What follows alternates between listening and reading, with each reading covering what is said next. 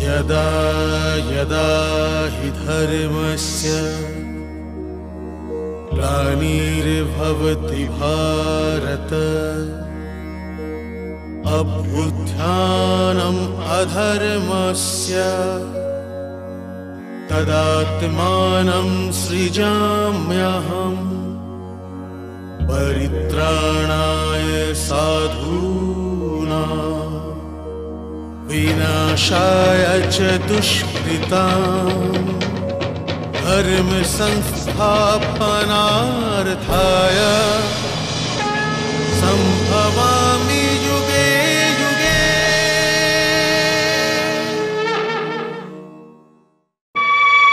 অহংকার জন্ম থেকেই অন্ধ হয়ে থাকে। ও কেবল নিজেই নিজেকে ওলট পালট করে ছুঁয়ে দেখতে পারে। আর হ্যাঁ, এই জন্যই ও সশস্ত্র আর অসহায়ও হয়ে থাকে। আর প্রত্যেকটা পদশব্দতেই ভয় পেয়ে যায় যে কোথাও কেউ ওকে আঘাত করতে আসছে না তো। এই হাল দুর্যোধনেরও। ও এটা দেখতেই পায় না যে স্বয়ং হস্তিনাপুরের অস্তিত্ব বিপদের মধ্যে আছে। ও এটা দেখতে পাচ্ছে না যে ভরত বংশের মর্যাদা বিপদের মধ্যে আছে। ও স্বয়ং নিজের মান অপমানের সুতোয় বাঁধা হয়ে রয়েছে। কেবল এইটা ভাবতে পারে যে শ্রীকৃষ্ণ ওর আমন্ত্রণ অস্বীকার করে ওকে অপমানিত করেছে। মূর্খ, নারায়ণকে সুস্বাদু ভোজন করিয়ে যেন ও ওকে সম্মানিত করতে যাচ্ছিল। ওর এটা জানা ছিল না যে মহাত্মা বিদুরের ঘরের শাক খাওয়ার ব্যাপারটাই আলাদা।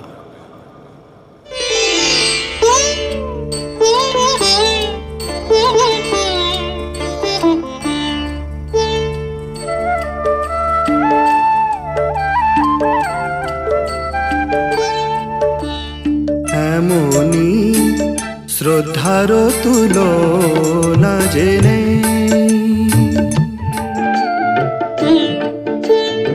এমনি শ্রদ্ধার তুলনা জেনে দুর্যোধনের ঘরের অমৃত ছেড়ে বিদুরের ঘরে অতিথি সেজে খেলেন শাক যে কানাই। এমনি শ্রদ্ধার তুলনা জেনে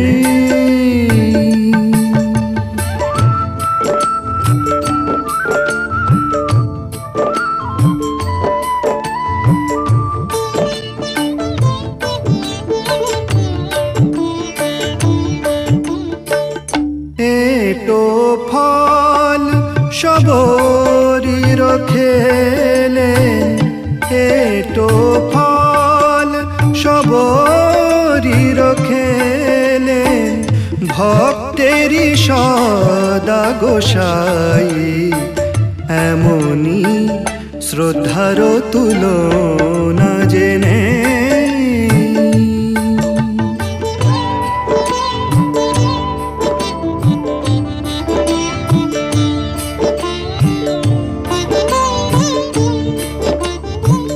প্রেমের বদলে মিত্রর সেবা, প্রেমের বদলে মিত্রর সেবা করলেন অতিথি হয়ে।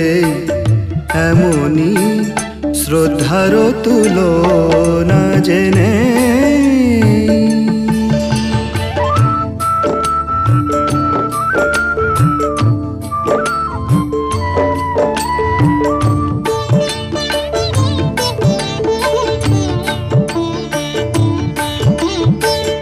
রাজসূয় যজ্ঞ করেন যুধিষ্ঠির, রাজসূয় যজ্ঞ করেন যুধিষ্ঠির, এঁটো পাতা তোলেন কানাই, এমনি শ্রদ্ধার তুলনা জেনে।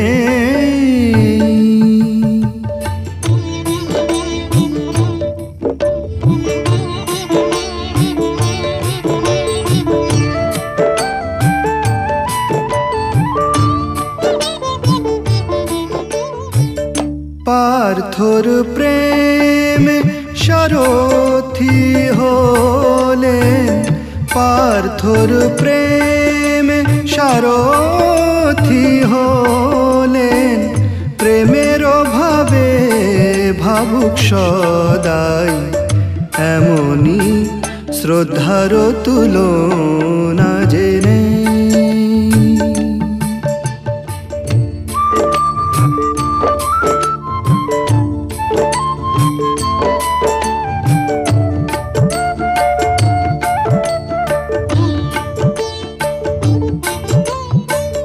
প্রীতির বাঁধনে বেঁধে বৃন্দাবনে, প্রীতির বাঁধনে বেঁধে বৃন্দাবনে, নাচেন গোপিনীদের নাচিয়ে, এমনি শ্রদ্ধার তুলনা জেনে।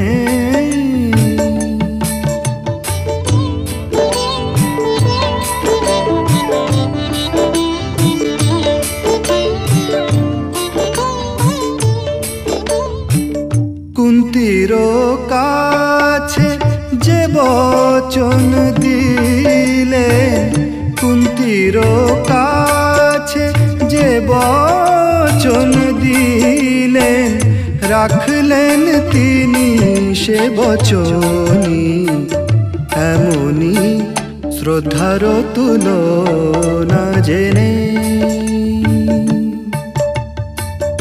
দুর্যোধনের ঘরের অমৃত ছেড়ে, বিদুরের ঘরে অতিথি সেজে, খেলেন শাক যে কানাই, এমনি শ্রদ্ধার তুলনা জেনে, এমনি শ্রদ্ধার তুলনা জেনে,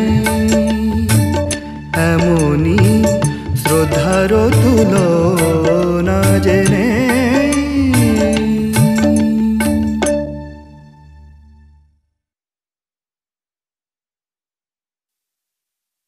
ব্যাস ব্যাস কাকিশ্রী, ব্যাস।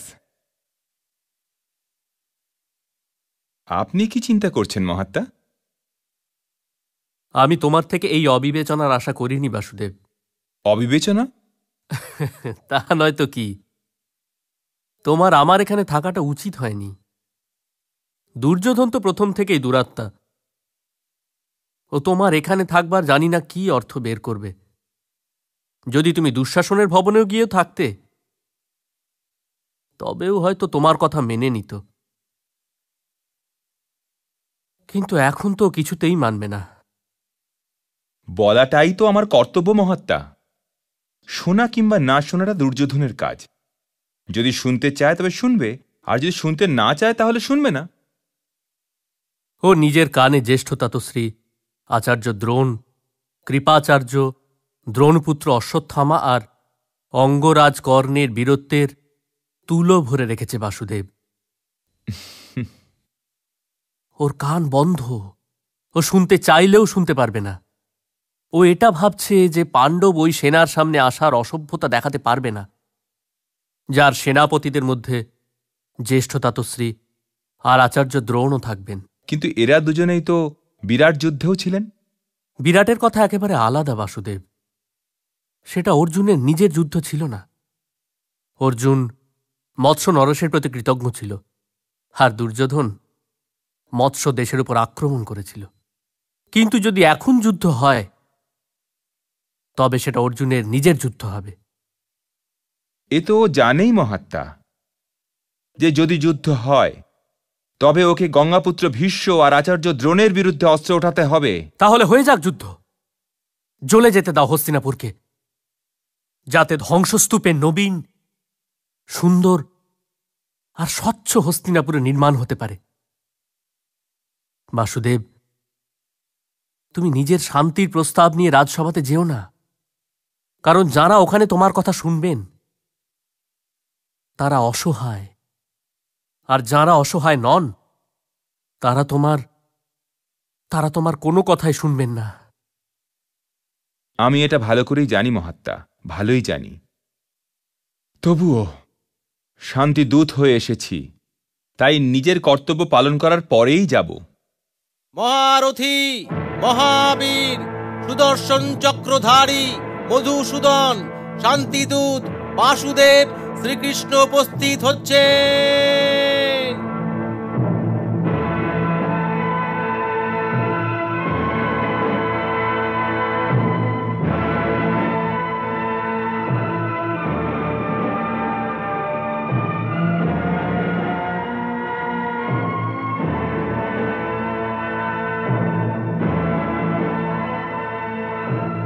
শান্তিদূতের প্রণাম গ্রহণ করুন মহারাজ।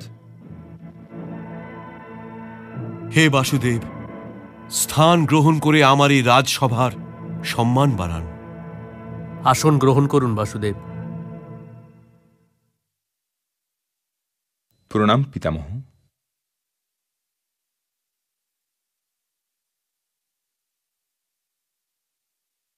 বসুন, বসুন জ্যেষ্ঠ দাতুশ্রী।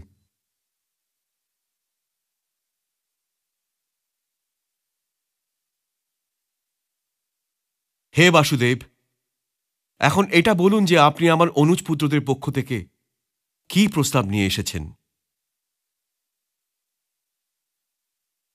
হে মহারাজ,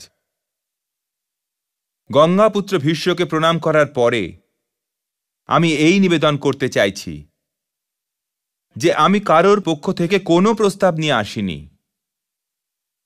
আমি তো স্বয়ং নিজের পক্ষ থেকেই এসেছি আর নিজের প্রস্তাব নিয়ে এসেছি। কিন্তু এই কথা অবশ্যই দিতে পারি যে যা কিছু আমি স্বীকার করে নেব, তাকে স্বীকার করে নিতে পাণ্ডবরা সংকোচ করবে না।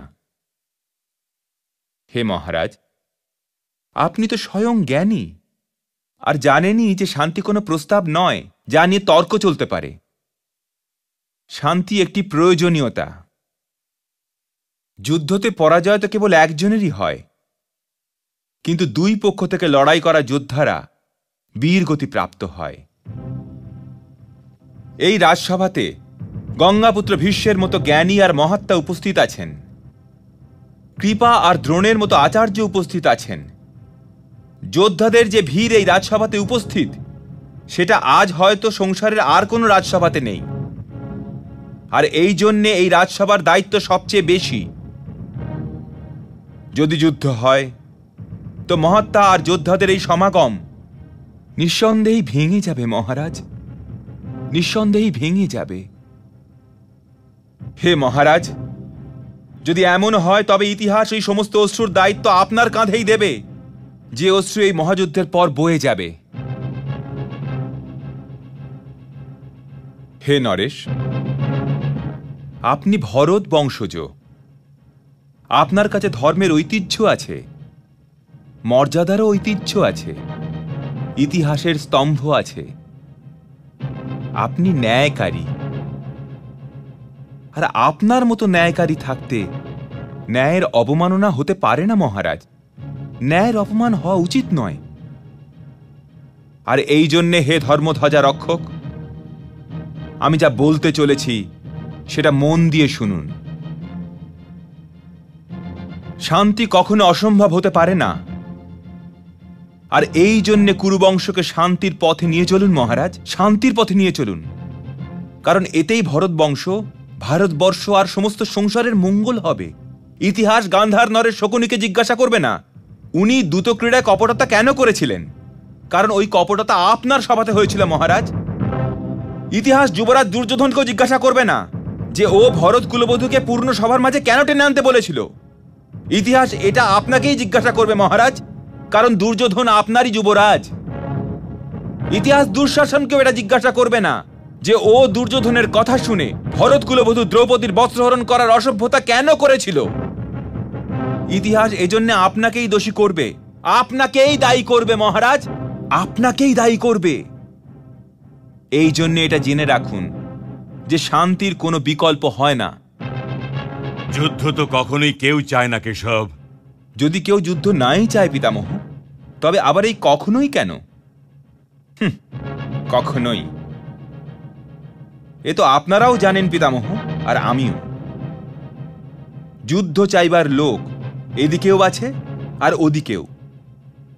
এই জন্য আজ কখনোর মতো শব্দকে এই রাজসভা থেকে বের করে দিন পিতামহ, কারণ কখনোর মতো শব্দের ছায়াতে শান্তির কথা হতেই পারে না।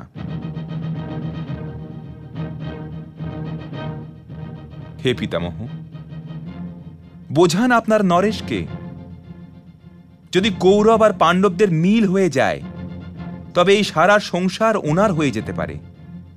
ওনার রাজ্যের সীমা ছাড়া আর কোনো সীমাই থাকবে না। কিন্তু যদি যুদ্ধ হয় মহারাজ, তবে আপনার কাছে কিছুই থাকবে না, না জ্যেষ্ঠ পুত্র আর না অনুজ পুত্ররা। কে জানে আপনাকে কার কার শবদেহ দেখে কাঁদতে হবে মহারাজ, কার কার শবদেহ দেখে কাঁদতে হবে। আপনার কাছে আপনার অনুজ পুত্রদের কারুর শবদেহ যদি আসে মহারাজ, তবে আপনি তাকে কি শত্রুর শবদেহ মেনে নিয়ে কোনো প্রকার আনন্দ অনুভব করতে পারবেন? হে বৃদ্ধ নরেশ, আপনি প্রাণ ত্যাগ করার পূর্বেই পরিবারকে একত্র করুন নরেশ, পরিবারকে একত্র করুন। পাণ্ডব আপনার স্নেহ ছায়াতে ছোট থেকে বড় হয়েছে। আপনার স্নেহ আর আশীর্বাদের ওপর আজও ওদের ততটাই অধিকার থাকা উচিত। এই জন্যে হে ধর্মধ্বজা রক্ষক, ইন্দ্রপ্রস্থ ওদের ফিরিয়ে দিন।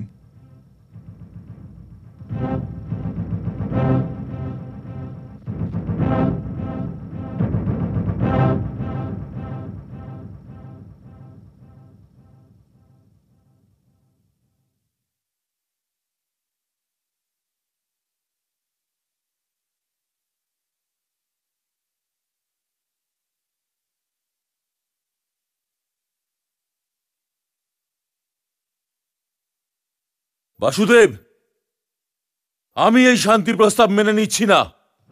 একটু চিন্তা করো পুত্র। এর মধ্যে চিন্তার কি আছে পিতামহ? বাজি অনুসারে ওদের 12 বছরের বনবাস স্বীকার করে নেওয়া উচিত ছিল, আর ওরা কিনা রাজ্য চাইছে। নিজের নায়ের আগুনের আঁচকে কমিয়ে দাও দুর্যোধন, কমিয়ে দাও। যেমন কুড়ুল বৃক্ষকে কেটে ফেলে দেয়, তেমনি ব্যক্তির কপট কুড়ুল হয়ে স্বয়ং ওকে কেটে ফেলে দেয়। আর এটাও দেখো বৎস, বাসুদেব মিত্রতার ভাষা বলছেন। আর মিত্রতার ভাষা এটাই বলছিল যে আমি আমার অর্ধেক রাজ্য ওদের দিয়ে দিই। যদি এটা মিত্রতা হয়, তবে আমাকে শত্রুতার পরিভাষা বুঝিয়ে দিন পিতামহ। শত্রু সেই হয় যুবরাজ, যে কোনো যোদ্ধাকে কোনো অনুচিত যুদ্ধের জন্য প্ররোচনা দেয়। যা কিছু বাসুদেব বলেছেন সেটাই ধর্ম। ইন্দ্রপ্রস্থ আমি কখনোই দেব না কুলগুরু। হ্যাঁ, যদি বাসুদেবের কাছে আর অন্য কোনো প্রস্তাব থাকে, তবে আমি সেটা নিয়ে ভেবে দেখতে পারি। আপনারা দুর্যোধনের শুভাকাঙ্ক্ষী, ওনাকে বোঝান। কারণ ভরত বংশের ভবিষ্যৎকে এই অবুধ যোদ্ধার উচ্চাকাঙ্ক্ষার জন্য বলি দেওয়া যেতে পারে না। আর যদি প্রস্তাবেরই কথা বলেন যুবরাজ, তবে আমার কাছে আরও একটা প্রস্তাব আছে। যদি দুর্যোধন ইন্দ্রপ্রস্থ রাখতে চান মহারাজ, তবে অবশ্যই রাখুন। পাণ্ডবদের পক্ষ থেকে 5টি গ্রাম চাইছি। অবিস্থল, বড়কাস্থল, মকান্দি, বারণাবত আর এক অন্য কোনো গ্রাম। কেবল 5টা গ্রাম। হে নরেশ, যদি আপনি এই 5টা গ্রামও দিয়ে দেন, তবে পাণ্ডবরা সেটা নিয়েই সন্তুষ্ট থাকবে। 5টা গ্রাম? আর সেটা ওই পাণ্ডবদের? আমি ওই পাণ্ডবদের সুচাগ্র ভূমিও দেব না।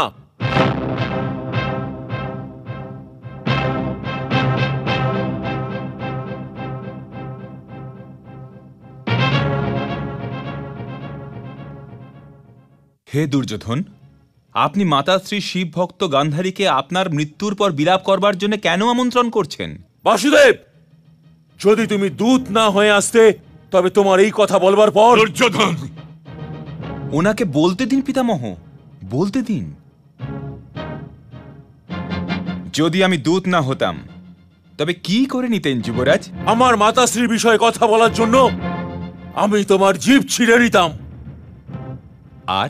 আর তোমায় বন্দী বানিয়ে কারাগারে নিক্ষেপ করতাম। রাজদূতকে বন্দী বানাবেন যুবরাজ? এই অতিথিকে বন্দী বানাবেন, যাকে স্বাগত জানাবার জন্য কুরুশ্রেষ্ঠ গঙ্গাপুত্র ভীষ্ম আর আচার্য দ্রোণ আর কৃপাচার্য গিয়েছিলেন? হে অহংকারী দুর্যোধন, যদি আমায় আপনি বন্দী বানাতে পারেন, তবে অবশ্যই চেষ্টা করে দেখুন।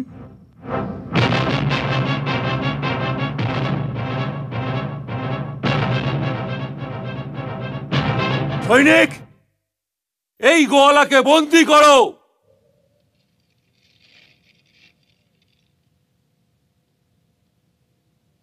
আরে মূর্খ, এ কি করছো?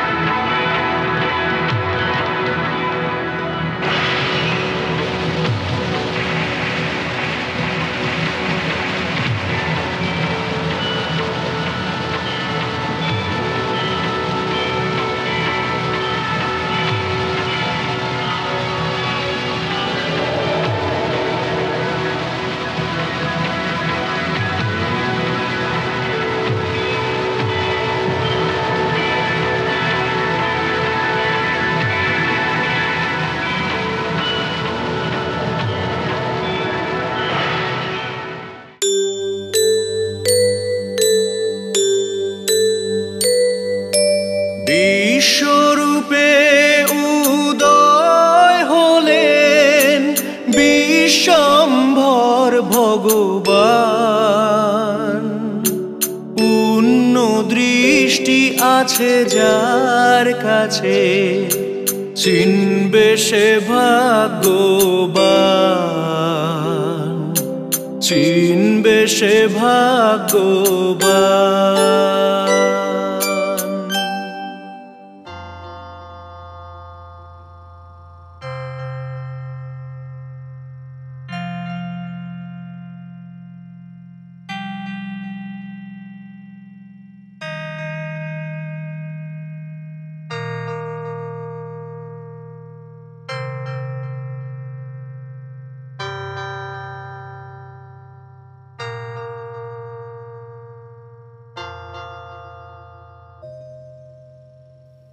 হে দেবেন্দ্র, এই চিন্তার কারণ কি বলুন? যে চিন্তা সন্ধ্যার মতো আপনার মুখমণ্ডলের সূর্যকে ঢেকে দিয়েছে। আমার চিন্তার কারণ সূর্যদেব উর্বশী। সূর্যদেব? হ্যাঁ, আর আমি তো ওনাকে বাধা দিতে পারি না। এমন কি কাজ করেছেন সূর্যদেব? দেবী কুন্তিকে একটি পুত্র দিয়ে উনি আমায় সমস্যায় ফেলে দিয়েছেন। দেবী কুন্তিকে তো একটা পুত্র আপনার কৃপাও দিয়েছে হে দেবেন্দ্র। এটাই তো একটা সমস্যা উর্বশী, যেটা আমাকে শান্তিতে থাকতে দিচ্ছে না। উর্বশী, পৃথিবীতে এক মহাযুদ্ধ হতে চলেছে। পৃথিবী লোকের যুদ্ধতে আমাদের কি দেবেন্দ্র? তোমার কিছুই হবে না উর্বশী, কিন্তু এই যুদ্ধের কাঁটা আমার আর সূর্যদেবের হৃদয়ে অবশ্যই বিঁধবে। সূর্যপুত্র কর্ণ এই যুদ্ধে এক পক্ষে থাকবে, আর আমার পুত্র অর্জুন অন্য পক্ষে। এটা তো কোনো চিন্তার বিষয়ই হতে পারে না, কারণ অর্জুন সমস্ত দিব্যাস্ত্র নিয়ে গেছে এখান থেকে। ওকে আর কেই বা ক্ষতি করতে পারবে? কর্ণের কবচকে কোনো দিব্যাস্ত্র ভেদ করতে পারবে না উর্বশী। এই জন্য অর্জুনকে নিয়ে আমি ভীষণ চিন্তিত। স্বর্গতে অস্ত্র তো অনেক আছে, কিন্তু কবচ তো একটাই, কুণ্ডলের ওই একটাই জোড়া আছে, যাকে দিব্যাস্ত্র প্রণাম করে ফিরে আসবে। তাহলে অবশ্যই চিন্তার বিষয় এটা। আর ওই সূর্যপুত্র পাণ্ডবদের এতটাই ঘৃণা করে, আর বিশেষ করে অর্জুনকে বধ করবার জন্যই যেন ও বেঁচে আছে। যতক্ষণ ওর কাছে ওই কবচ আছে আর ওই কুণ্ডল আছে উর্বশী, ততক্ষণ অর্জুন সুরক্ষিত নয়। কিন্তু এই কবচ আর কুণ্ডল ওর সাথেই আছে দেবেন্দ্র। একটাই উপায় আছে, সূর্য দেবতা ওর ইষ্ট দেবতা। ও দ্বীপ্রহরে ওর পুজো করে। যদি পুজো সমাপ্ত হয়ে যাওয়ার পর কেউ ওর কাছে কিছু চায়, তবে কখনোই না করে না। তবে কি করবেন? এটাই তো চিন্তা করছি, কারণ কর্ণকে ওই কবচ নিয়ে রণভূমির দিকে যেতেই দেব না।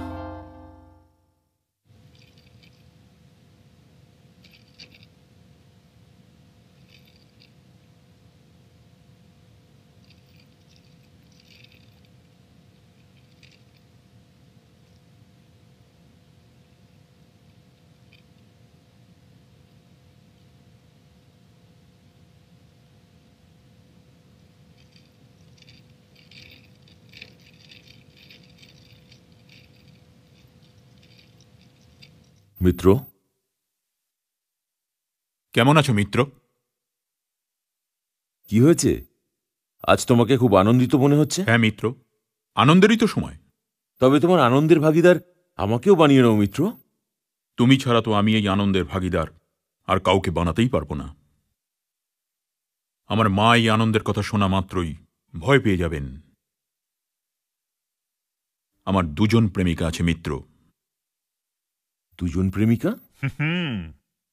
আর তুমি এই দুজন প্রেমিকাকে আমার থেকে এতদিন পর্যন্ত লুকিয়ে রেখেছ? মিত্র, সত্যি করে বলো তো ওরা কে? আর যদি ওদের অপহরণ করতে হয় তবে আমাকে বলো, আমি এখনই যাচ্ছি। এই প্রেমিকাদের অপহরণ করা যাবে না মিত্র। আর মিলন তো সম্ভবত একজনের সাথেই হতে পারে। হেয়ালি করো না অঙ্গরাজ। কারাই দুজন প্রেমিকা? কোথায় থাকে ওরা? আর এদের অপহরণ করা যাবে না কেন? আমি স্বয়ং গিয়ে এদের অপহরণ করব। হ্যাঁ আমি জানি মিত্র, কিন্তু ওই প্রেমিকা দুজন এমনই যে যদি আমি ছাড়া এদের অপহরণ আর অন্য কেউ করে তবে ওরা তারই হয়ে যাবে।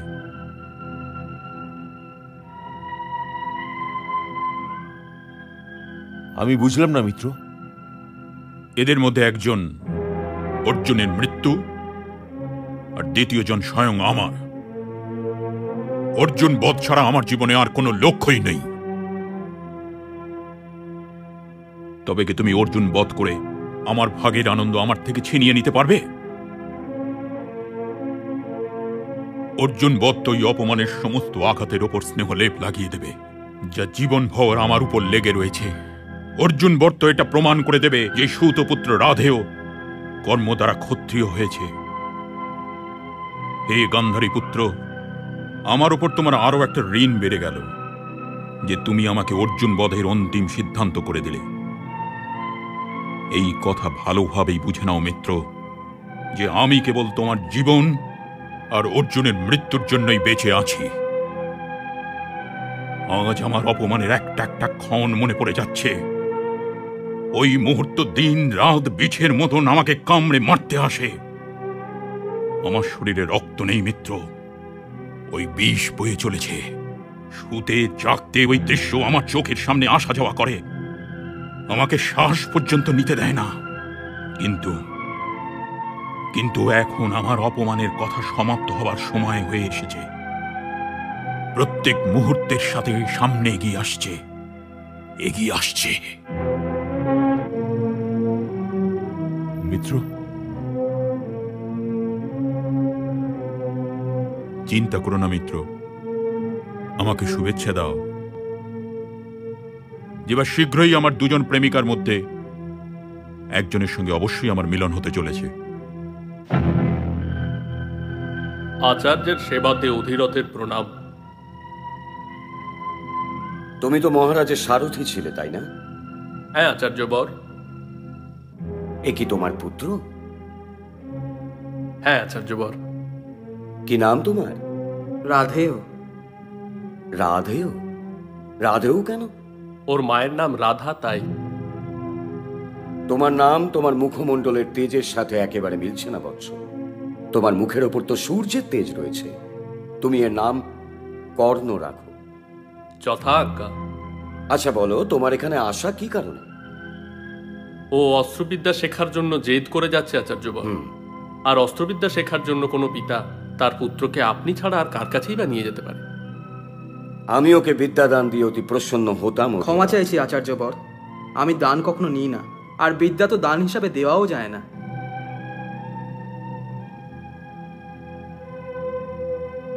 দীর্ঘজীবী হও, কিন্তু এই গুরুকুলে রাজপুত্র এবং ক্ষত্রিয়দের ছাড়া অন্য কাউকে শিক্ষা দেওয়া যায় না। আর তোমার পুত্র কর্ণর এই দুটো পরিচয়ের একটাও নেই। অধীরথ, তোমায় ওর জন্য অন্য গুরু খুঁজতে হবে। তবে কি শিক্ষা দায় হয় আচার্যবর? মাতা সরস্বতী কি প্রথমে পিতার নাম জিজ্ঞাসা করেন? কর্ণ, সংসার চাইলে আমাকে যে কোনো নামেতে ডাকুক বাবা, কিন্তু আপনি আমাকে রাধেয় বলেই ডাকবেন। আপনার মুখ থেকে কর্ণ শুনে এমন মনে হচ্ছে যেন আমি আপনার কেউ হই না। আপনাকে আমি একটা প্রশ্ন করব? অবশ্যই। এই যুবকটি কে? ও আমারই পুত্র, অশ্বত্থামা।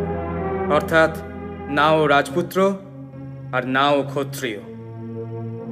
প্রণাম আচার্যবর। গুরু দ্রোণের এই শিষ্য যুদ্ধেরই আজ্ঞা চাইছে কুলগুরু, কারণ হস্তিনাপুরের ভূমির ওপর বেড়ে ওঠা অহংকারের এই বৃক্ষ ভালোই লাগছে না। এরপর এর শিকড় বেড়ে উঠুক, একে কেটে ফেলাই উচিত হবে। তোমার কাছে কি কেবল শব্দের বাণ আছে অর্জুন? এই ধনুক আর এই বাণ দিয়ে ভরা তুনির কি কেবল দেখানোর জন্য রয়েছে? কিন্তু মনে রেখো যে আমি ব্রহ্মাস্ত্র পর্যন্ত তোমার পেছন ছাড়বো না। তানে পেয়ে যা কোনো রাজ্য কাউকে ক্ষত্রিয় বানাতে পারে না অঙ্গরাজ কর্ণ। মানুষকে ক্ষত্রিয় বানিয়ে তোলে তার আঘাত সহিবার যোগ্য বুক আর তার বাণ চালাবার যোগ্য দুই বাহু। ও তো সুত পুত্র, ওর হাতে লাগাম দাও দুর্যোধন, আর ওকে দিয়ে তোমার রথ চালাও। চলে এসো অর্জুন। আরে এ সুতপুত্র তোমার হাতে মরার যোগ্য নয়। ঋষিদের গোত্র আর বয়ে যাওয়া নদীর স্রোতকে কে দেখতে চায় ভীম? আর এটাও ভুলো না যে তোমাদের সকলের জন্মের বিষয়েও উল্টো পাল্টা প্রশ্ন করা যেতেই পারে।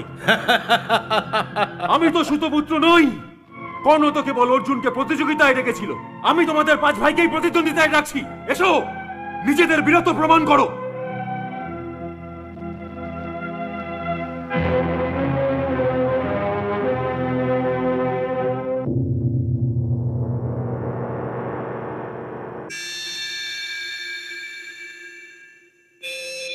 কর্ণ, কর্ণ,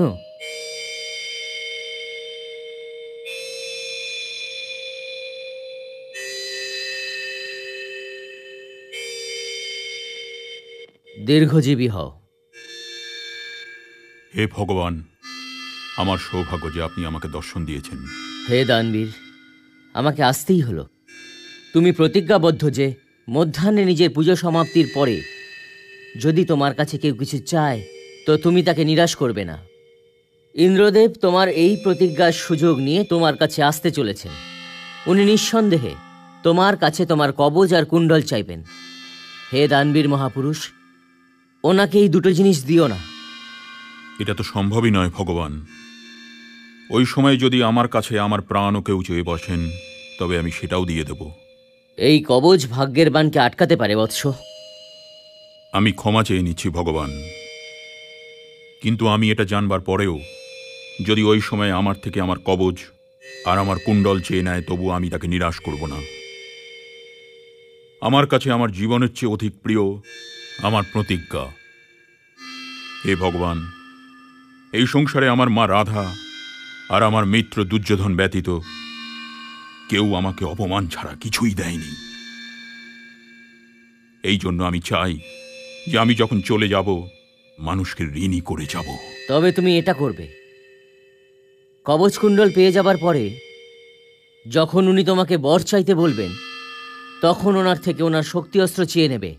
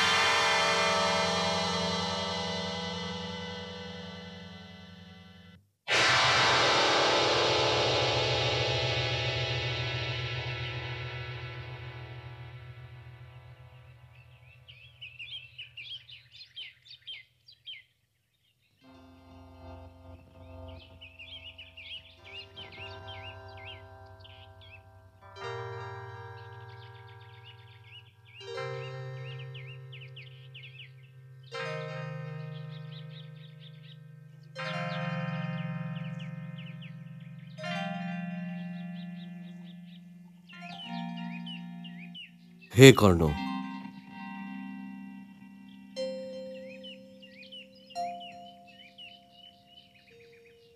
প্রণাম।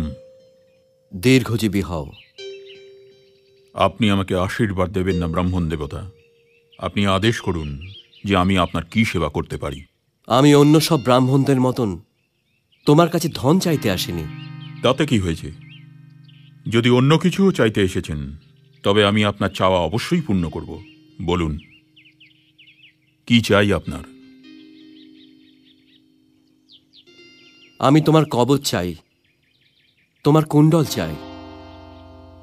কিন্তু এই দুটো বস্তুই আমার শরীরের অংশ। আপনি আমার অন্য অস্ত্রশস্ত্র নিয়ে নিন। আমার আর কিচ্ছু চাই না। আমি তো শুনেছি যে তুমি বড় দাতা। আচ্ছা, এই দ্বিতীয় প্রণাম কেন? প্রথম প্রণাম ব্রাহ্মণের জন্য ছিল, আর এই দ্বিতীয় প্রণাম ইন্দ্রদেবের জন্য।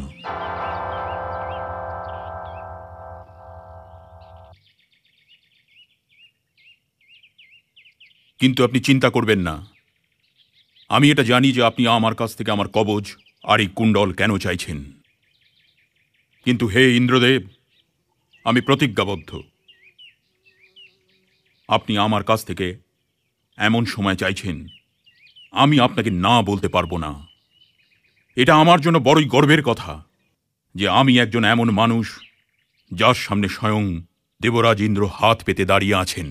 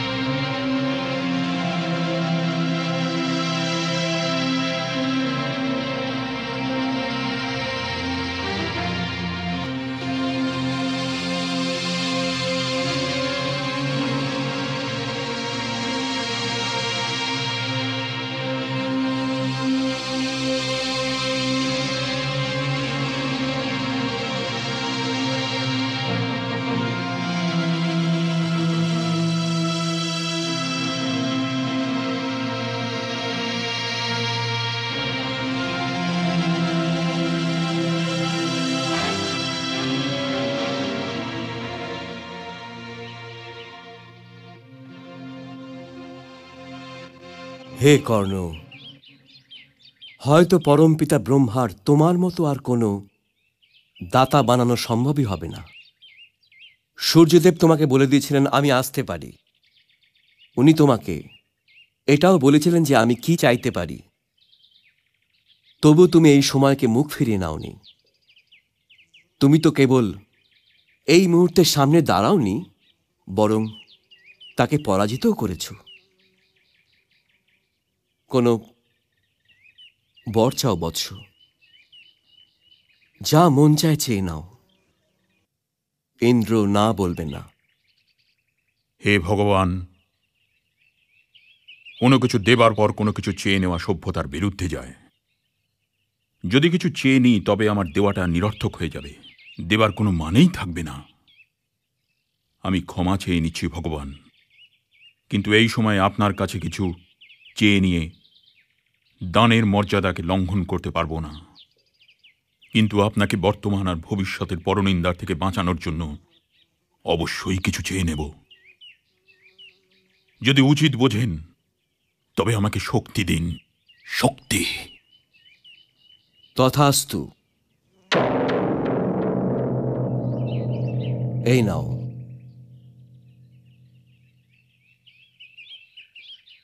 কিন্তু তুমি এর প্রয়োগ একবারই করতে পারবে, তারপর এই অস্ত্র আমার কাছে ফিরে আসবে। আমি এই অস্ত্রের প্রয়োগ দুবার করতেও চাই না ভগবান, কারণ এই সংসারে আমার কেবল একজন মাত্র শত্রু আছে, একজনই।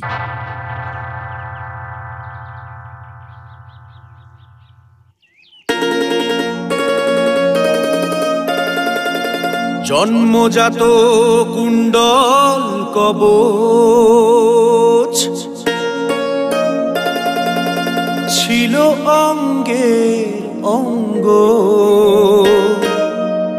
তাকেই আজ দিল দানে। দিতে প্রতিজ্ঞার সঙ্গ